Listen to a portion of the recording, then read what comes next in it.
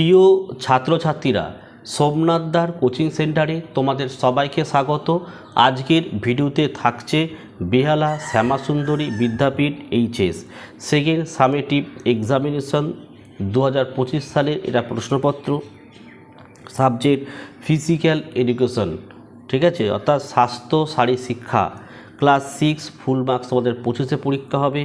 এই প্রশ্নপত্রটি আমি উত্তর সহ আলোচনা করে দিচ্ছি, তোমরা প্রত্যেকে প্রথম থেকে শেষ পর্যন্ত দেখতে থাকো, কারণ এখান থেকে কিন্তু অনেক প্রশ্ন তোমাদের স্কুলেও কিন্তু কমন আসবে। তো চলো আমরা ভিডিও শুরু করি। প্রথমে দেখো 5খানা এমসিকিউ দিয়েছে, বলছে সঠিক উত্তর বেছে নিয়ে লেখো। একের দাগের প্রশ্ন কি বলছে দেখো, প্রাথমিক চিকিৎসা করা হয়। অপশান খ লিখবে ডাক্তারের কাছে নিয়ে যাওয়ার আগে, ঠিক আছে। একটু বুঝিয়ে দিই তোমাদেরকে। কোনো ব্যক্তি হঠাৎ আহত হলে বা অসুস্থ হলে ডাক্তার আসার আগে বা হাসপাতালে নেওয়ার আগে জীবন বাঁচাতে যে সাময়িক ব্যবস্থা নেওয়া হয় সেটাই হচ্ছে প্রাথমিক চিকিৎসা। 2 নম্বরের প্রশ্ন, প্রাথমিক চিকিৎসার বাক্সের গায়ে কোন রঙের কি প্রতীক চিহ্নটি থাকে? কি লিখবে উত্তরটা? অপশান ক লাল রঙের যোগ চিহ্ন থাকে। 3 দাগের প্রশ্ন, তাপমাত্রা অত্যাধিক বৃদ্ধি হলে কি হয়? এখানে উত্তর করবে ঘয়েরটা, সুতির কাপড়ের জামা পরা উচিত। বুঝিয়ে দিই, সুতির কাপড় ঘাম শোষণ করে এবং শরীরকে ঠান্ডা রাখতে সাহায্য করে, তাই এই গরমকালে বা শরীরের তাপমাত্রা বাড়লে এটি সবচেয়ে আরামদায়ক। 4 দাগের প্রশ্ন দেখে নাও, মারকিউরোক্রোম সলিউশনের রং উত্তর হচ্ছে লাল রঙের হয়, ঠিক আছে।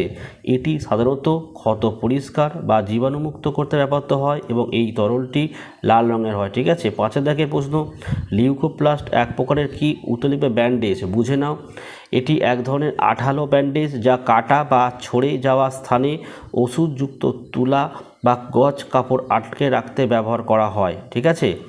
2 দাগের 2-1 কথায় উত্তর দাও, কিন্তু বড় প্রশ্ন। দেখো, ফার্স্ট এডের ইংরেজি অক্ষরগুলির আক্ষরিক অর্থ লেখো।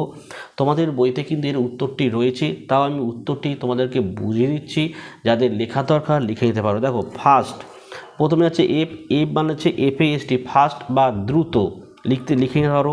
তারপরে আই আছে, আই দেখে তোমরা ইনভেস্টিগেশন, ইংলিশে হয় ইনভেস্টিগেশন, বাংলা লিখবে তোমরা তদন্ত বা অবস্থা পর্যবেক্ষণ। হ্যাঁ, আর দিয়ে হচ্ছে রিলিফ, রিলিফ মানে হচ্ছে উপশম বা আরাম প্রদান।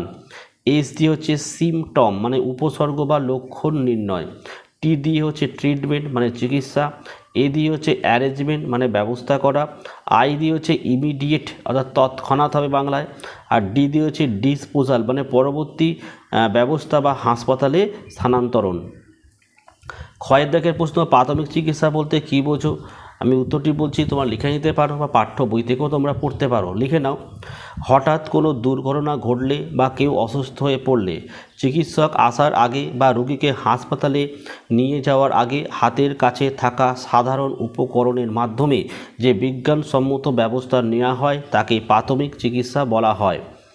গয়ের দাগের প্রশ্ন, হিট স্ট্রোকের উপসর্গগুলি লেখো। খুব ভালো প্রশ্ন, লিখে নাও। লিখবে হিট স্ট্রোকের প্রধান লক্ষণগুলি হলো, 1 নম্বর দিয়ে লেখো শরীরের তাপমাত্রা দ্রুত বৃদ্ধি পাওয়া অর্থাৎ 104 ডিগ্রি ফারেনহাইটের উপরে। 2 লিখবে মাথা ঘোরা এবং তীব্র মাথা ব্যথা। 3 লিখবে ত্বক লাল ও শুকনো হয়ে যাওয়া, ঠিক আছে, আর ঘাম বন্ধ হয়ে যাবে কিন্তু। নেক্সট হচ্ছে বমি বমি ভাব বা বমি হওয়া। নেক্সট মাংসপেশিতে টান ধরা বা খিঁচুনি। ওকে।